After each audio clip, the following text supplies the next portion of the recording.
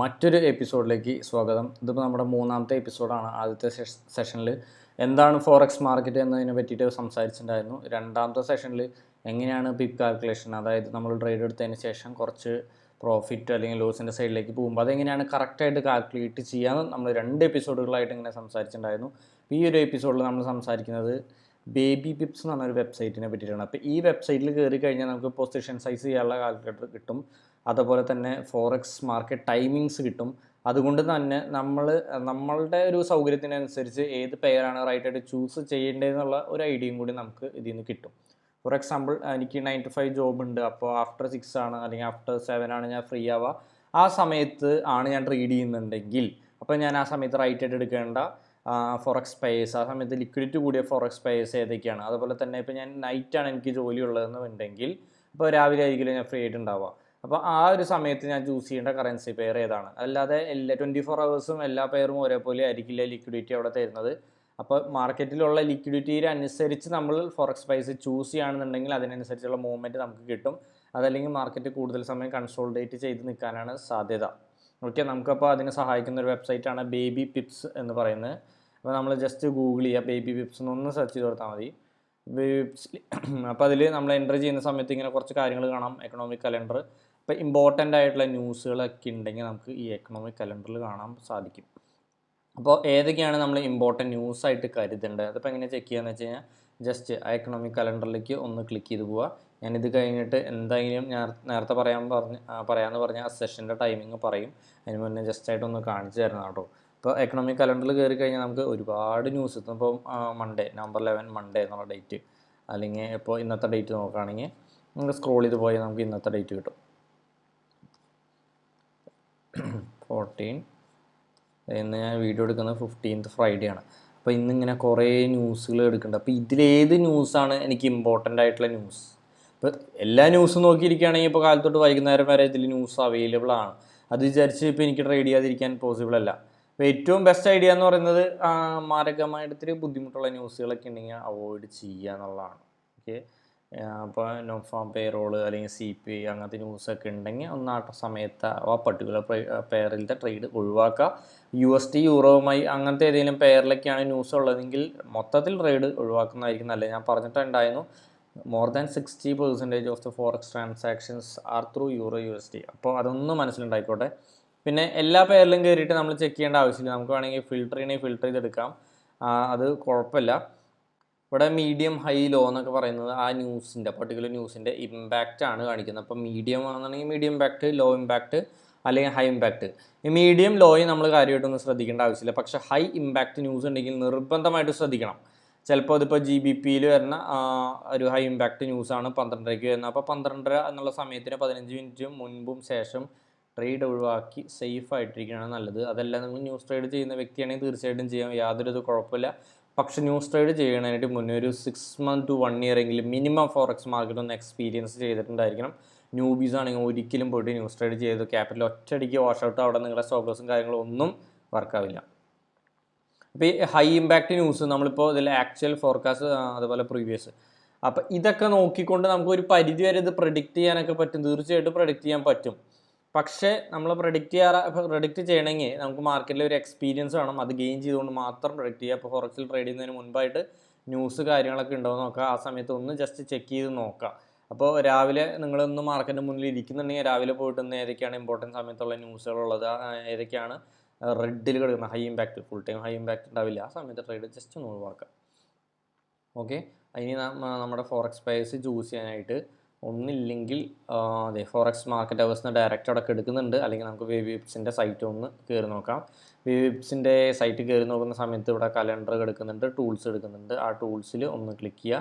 അപ്പോൾ ടൂൾസിൻ്റെ ഉള്ളിൽ forex market hours കാണിക്കുന്നുണ്ട്. അപ്പോൾ ഇത് നോക്കി നമുക്ക് കറക്റ്റായിട്ട് ഫോറക്സിൻ്റെ മാർക്കറ്റ് അവേഴ്സ് കാണാം. ഫോറക്സിൽ ഇമ്പോർട്ടൻ്റ് ആയിട്ട് കിടക്കുന്ന 4 സെഷൻസാണ് Sydney, Tokyo, London and New York. അപ്പോൾ സിഡ്നി, ടോക്കിയോനും ഇപ്പോൾ ചിലർ അതിന് മൊത്തത്തിൽ ഏഷ്യൻ മാർക്കറ്റ് എന്ന് പറയാറുണ്ട്. ഏഷ്യ അല്ല ഈ സിഡ്നി, ഓസ്ട്രേലിയ എന്ന് പറയുന്നത് ഇത് വേറെ തന്നെ കോണ്ടിനെൻ്റ് ആണ്. അപ്പോൾ ശ്രദ്ധിക്കുക, ടോക്കിയോ ആണ് യഥാർത്ഥ ഏഷ്യൻ മാർക്കറ്റ് എന്ന് പറയുന്നത്. അപ്പോൾ അതിൻ്റെ ടൈമിംഗ് അറിയാൻ വേണ്ടിയിട്ട് ഇതൊന്ന് സ്ക്രോൾ ചെയ്ത് കൊടുത്താൽ മതി. ഇതിവിടെ ഒന്ന് പിടിച്ച് സ്ക്രോൾ ചെയ്ത് നോക്കുകയാണെങ്കിൽ നമുക്ക് കാണാൻ പറ്റും. ഒരു 5:30 AM സ്റ്റാർട്ട് ചെയ്യുന്നത്. അതുപോലെ തന്നെ 2:30 PM വരെയാണ് നമ്മുടെ ടോക്കിയോ സെഷൻ ഓപ്പൺ ആയിട്ടിരിക്കുന്നത്. പിന്നെ ഒന്നും കൂടി ഒന്ന് ശ്രദ്ധിച്ച് നോക്കിയാൽ മനസ്സിലാവും. അതെ, ഇവിടെ 5:30 മുതൽ 5:30 ഞാൻ അവിടെ ക്ലിക്ക് ചെയ്യുന്ന സമയത്ത് ടോക്കിയോ ഓപ്പൺ ആണ്, അതുപോലെ തന്നെ സിഡ്നിയും ഓപ്പൺ ആണ്. ഓക്കെ, ടോക്കിയോയും സിഡ്നിയും ഓപ്പൺ ആണ്. അതേപോലെ തന്നെ ഒരു 10:30 വരെ നോക്കുകയാണെങ്കിൽ ഈ 5:30 to 10:30 എന്ന് പറയുന്ന ആ ടൈം പീരീഡിൻ്റെ ഉള്ളിൽ ടോക്കിയോയും സിഡ്നിയും ഒരുമിച്ച് ഓപ്പൺ ആയിട്ടിരിക്കുകയാണ്.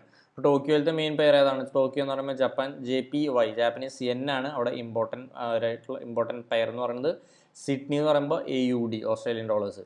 അപ്പോൾ ഈ JPY ഉള്ള പെയേഴ്സ്, അതായത് USD JPY, euro JPY, GBP JPY അങ്ങനത്തെ പേയേഴ്സ്, അതേപോലെ തന്നെ AUD ഉള്ള payers, AUD USD, euro AUD something അങ്ങനെ, അല്ലെങ്കിൽ AUD JPY. അപ്പോൾ ഇതിലേതെങ്കിലും പേയേഴ്സ് ഒന്നില്ലെങ്കിൽ JPY ഉള്ള പേയേഴ്സ്, അല്ലെങ്കിൽ AUD ഉള്ള പെയർ, അല്ലെങ്കിൽ AUD JPY. ഇപ്പോൾ ഇത്തരം പേയേഴ്സിനായിരിക്കും ലിക്വിഡിറ്റി കൂടുതൽ. ഇപ്പോൾ എന്തുകൊണ്ടാണ് ഇപ്പോൾ ലിക്വിഡിറ്റി കൂടുതൽ എന്ന് പറയുമ്പോൾ ടോക്കിയോൻ്റെ ബാങ്കുകളും മാർക്കറ്റും ഓപ്പൺ ആണ്. അപ്പോൾ അതേപോലെ ഓസ്ട്രേലിയയിലത്തെ ബാങ്കുകളും മാർക്കറ്റും ഓപ്പൺ ആണ്. ഇത് ഇന്ത്യൻ ടൈമിലാണ് ഞാൻ സംസാരിക്കുന്നത്, കൊൽക്കത്ത കേട്ടോ. അതെ, അപ്പോൾ ഏത് രാജ്യമാണ് ഉണർന്നിരിക്കുന്നതെങ്കിൽ ആ രാജ്യത്തിൻ്റെ ബാങ്കുകളും ബാക്കി കാര്യങ്ങളാണല്ലോ അവിടെ ഓപ്പൺ ആയിട്ട് ഇരിക്കുന്നത്. അപ്പോൾ അതിൻ്റെ കറൻസി പെയർസിലായിരിക്കും കൂടുതലും ലിക്വിഡിറ്റി ഉണ്ടാവുക. അറ്റ് ദ സെയിം ടൈം യൂറോയുടെയും USDയുടെയും പെയറിന് ലിക്വിഡിറ്റി ഒക്കെ ഉണ്ടായിരിക്കും. തീർച്ചയായിട്ടും ഇവരുടെ ട്രാൻസാക്ഷൻസൊക്കെ ഒന്നില്ലെങ്കിൽ അമേരിക്കൻ ഡോളറോ അല്ലെങ്കിൽ യൂറോയും കൂടി കടന്നിട്ടുള്ള ട്രാൻസാക്ഷൻസ് ആയിരിക്കും. എന്നാലും കൂടുതൽ രാവിലെ ഫോക്കസ് ചെയ്യേണ്ട പേഴ്സ് AUD JPY അല്ലെങ്കിൽ AUD JPYയുമായി ബന്ധപ്പെട്ട് എടുക്കുന്ന പേഴ്സാണ്. ഓക്കെ, പിന്നെ നമ്മളെ ഇപ്പോൾ ഇതിനെ മൊത്തത്തിൽ ഒരു ഏഷ്യൻ ഓവർലാപ്പ് എന്നുള്ള രീതിയിൽ തന്നെയാണ് സംസാരിക്കാറ്. പക്ഷേ ഇത്തിരിയും കൂടി ഇമ്പോർട്ടൻ്റ് ആയിട്ടുള്ള പെയർ ഇപ്പോൾ ലണ്ടനാണ് അടുത്ത ഇമ്പോർട്ടൻറ്റ് മാർക്കറ്റ്. ലണ്ടൻ മാർക്കറ്റ് ഇത് ഇപ്പോൾ 1:30ക്കാണ് സ്റ്റാർട്ട് ചെയ്യുന്നത്. അതിൻ്റെ സമയം വിൻ്റർ അനുസരിച്ച് വിൻ്ററും ഇതൊക്കെ നോക്കുമ്പോൾ അങ്ങോട്ടും ഇങ്ങോട്ട് മാറും.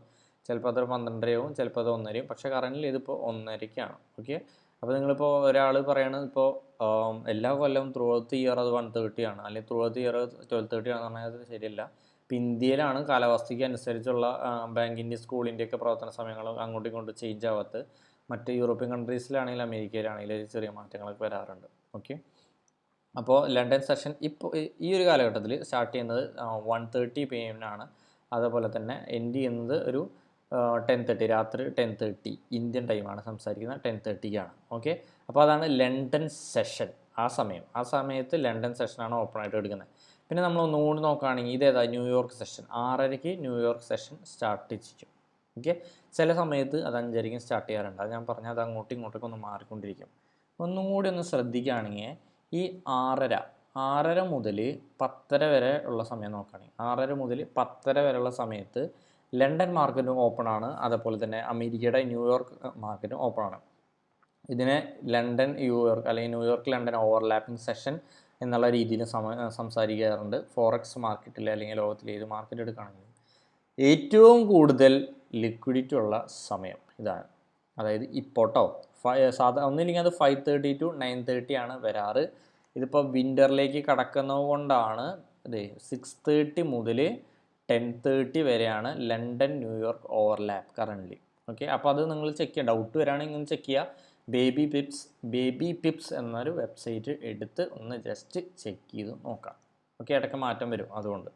അപ്പോൾ 6:30ക്ക് സെഷൻ സ്റ്റാർട്ട് ചെയ്യുന്നു വിചാരിച്ച് 6:30ക്ക് ഓടിപ്പോയിട്ട് ട്രേഡ് ചെയ്യേണ്ട. സെഷൻ തുടങ്ങിയതിന് ശേഷം അപ്പോൾ ചെറിയൊരു വോളറ്റാലിറ്റി ഉണ്ടാവും, ഒരു 10-15 മിനിറ്റ് നേരത്തേക്ക്. അപ്പോൾ ഒരു 10-15 മിനിറ്റ് മിനിമം ബ്രേക്ക് എടുത്തതിന് ശേഷം മാത്രം ട്രേഡിങ് ആരംഭിക്കുക.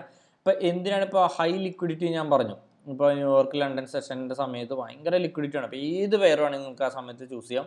ഇപ്പോൾ ബാക്കിയുള്ള ടൈമിൽ കയറിച്ച് ട്രേഡ് ചെയ്തുകൊണ്ട് എന്തെങ്കിലും കുഴപ്പമുണ്ടെന്ന് വെച്ചാൽ ലിക്വിഡിറ്റിയിൽ ചെറിയൊരു കുറവ് വരുമ്പോൾ സ്പ്രെഡ് കൂടാൻ സാധ്യതയുണ്ട്. അവിടെ സ്പ്രെഡ് എന്നുള്ളത് നമുക്ക് ട്രേഡിങ് പതുക്കെ പഠിക്കുന്ന സമയത്ത് സംസാരിക്കും. അതായത് അപ്പോൾ ഒരു വ്യക്തി 10 രൂപയ്ക്ക് ഒരു ചെരുപ്പ് വിൽക്കാൻ വെച്ചിട്ടുണ്ട്. അതെനിക്ക് 10 രൂപയ്ക്ക് തന്നെ വാങ്ങാൻ പറ്റുകയാണെങ്കിൽ അവിടെ 0 സ്പ്രെഡ് എന്ന് പറയാം. അതല്ല, ഞാൻ 10 രൂപയ്ക്ക് വാങ്ങാൻ പോയി ഇപ്പോൾ നടന്നില്ല, വിൽക്കാൻ വെച്ചിരിക്കുന്ന പ്രൈസ് 10 രൂപയാണെങ്കിലും ഞാൻ അത് വാങ്ങാൻ ചെന്നപ്പോൾ ഞാൻ അവിടെ ഒരു 12 രൂപയോ 13 രൂപയോ കൊടുക്കേണ്ടി വരികയാണ്. ആ വ്യക്തിക്ക് കിട്ടുക 10 രൂപ തന്നെയാണ്, പക്ഷെ ഞാൻ കൊടുക്കുന്ന പ്രൈസ് 13 രൂപയാണ്. ഇപ്പോൾ ഒരു ഡിഫറൻസ് വന്നല്ലോ. അതായത് ഒരു ബയറിൻ്റെ സെല്ലറിൻ്റെ പ്രൈസ് മാച്ച് അല്ല, ഒരു ചെറിയ ഡിഫറൻസ് വരുന്നുണ്ട്. അതൊരു 3 രൂപയുടെ വ്യത്യാസം. ആ 3 രൂപ ബ്രോക്കർ നമ്മളെ ഒരു ബ്രോക്കറേജ് എന്ന് പറഞ്ഞിട്ട് എടുക്കുന്നില്ല, സ്പ്രെഡ് എന്നുള്ള രീതിയിലാണ് പറയുക. അപ്പോൾ ലിക്വിഡിറ്റി കുറയുമ്പോഴാണ് ഇങ്ങനത്തെ ഒരു ഇഷ്യൂ വരുന്നത്. ഞാൻ വ്യക്തമായിട്ട് വേറെ ഒരു ക്ലാസ് ലിക്വിഡിറ്റി സെഷനിൽ തന്നെ പറയും. അപ്പോൾ ആ ഒരു ഗ്യാപ്പ്, ഞാൻ വിചാരിക്കുന്ന പ്രൈസിൽ എനിക്ക് വാങ്ങാൻ പറ്റണം, ഞാൻ വിചാരിക്കുന്ന പ്രൈസിൽ എനിക്ക് വിൽക്കാനും പറ്റണം. അപ്പോൾ അങ്ങനത്തെ ഒരു സമയം എന്ന് പറഞ്ഞാൽ ഹൈ ലിക്വിഡിറ്റി ടൈമാണ്. അതിന് വേണ്ടിയിട്ടാണ് നമ്മൾ സെഷനിൽ കയറി ട്രേഡ് ചെയ്യണം. ബാക്കി സമയത്ത് ട്രേഡ് ചെയ്യുകയാണെങ്കിൽ മാർക്കറ്റ് മൂവ്മെൻറ്റും കുറവായിരിക്കും, ഈ പറഞ്ഞ സ്പ്രെഡും കൂടുതലായിരിക്കും. ഓക്കെ, വാങ്ങുന്ന വിലയും വിൽക്കുന്ന വിലയും തമ്മിലുള്ള ഒരു സ്പേസ്, അല്ലെങ്കിൽ ഒരു ഗ്യാപ്പ് ആണ് ഈ സ്പ്രെഡായിട്ട് പറയുന്നത്. ഓക്കെ, അത് ബ്രോക്കറേജ്, ഇൻഡയറക്റ്റ് ബ്രോക്കറേജ് ആണത്. ഓക്കെ, അപ്പോൾ ഇനി നിങ്ങളുടെ ജോലി സമയത്തിനനുസരിച്ച് പേര് ചൂസ് ചെയ്യാൻ നിൽക്കുക. പിന്നെ 6:30 to 10:30 തന്നെയാണ് എപ്പോഴും ബെസ്റ്റ് എന്ന് പറയുന്നത്. അപ്പോൾ ഏഷ്യൻ റേഞ്ചൊക്കെ അതിനെ വെച്ച് നോക്കുമ്പോൾ ഒന്നുമല്ല.